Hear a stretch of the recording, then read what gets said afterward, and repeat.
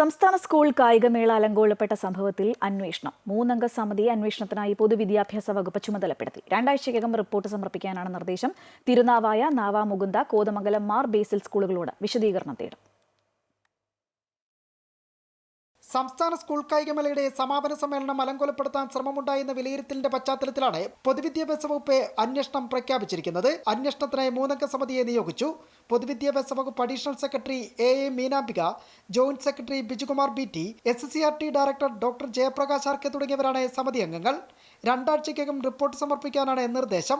പൊതുവിദ്യാഭ്യാസ മന്ത്രി വി ശിവൻകുട്ടിയുടെ അധ്യക്ഷതയിൽ ചേർന്ന യോഗത്തിലായിരുന്നു തീരുമാനം. സമ്മേളനം അലങ്കോലപ്പെടുത്താനുള്ള ശ്രമം നടത്തിയത് തിരുനാവായ, നാവാമുകുന്ദ, കോതമംഗലം, മാർബേസിൽ എന്നീ സ്കൂളുകളാണെന്ന വിമർശനം മന്ത്രി കഴിഞ്ഞ ദിവസം തന്നെ ഉയർത്തിയിരുന്നു. അതേ തുടർന്ന് അന്വേഷണത്തിന്റെ ഭാഗമായി ഇരു സ്കൂളുകളോടും വിശദീകരണം തേടും. മേളയിൽ സ്പോർട്സ് സ്കൂളുകളും ജനറൽ സ്കൂളുകളും ഒരുമിച്ച് മത്സരിക്കുന്നതിന്റെ പശ്ചാത്തലത്തിൽ മികച്ച സ്കൂളിനെ തെരഞ്ഞെടുക്കുന്നതുമായി ബന്ധപ്പെട്ട കാര്യത്തിൽ പഠനം നടത്താനും തീരുമാനമായി. ഇത് സംബന്ധിച്ച പഠനം നടത്തി പ്രപ്പോസൽ തയ്യാറാക്കാൻ കായിക രംഗത്തെ വിദഗ്ധരടക്കുന്ന സമിതിയെ ഉടൻ നിയോഗിക്കും. കൂടാതെ സമിതിയുടെ റിപ്പോർട്ടിന്റെ അടിസ്ഥാനത്തിൽ അനിവാര്യമെങ്കിൽ മാനുവൽ പരിഷ്കരണം അടക്കം നടത്താനും ആലോചനയുണ്ട്. അമൃത ന്യൂസ്, തിരുവനന്തപുരം.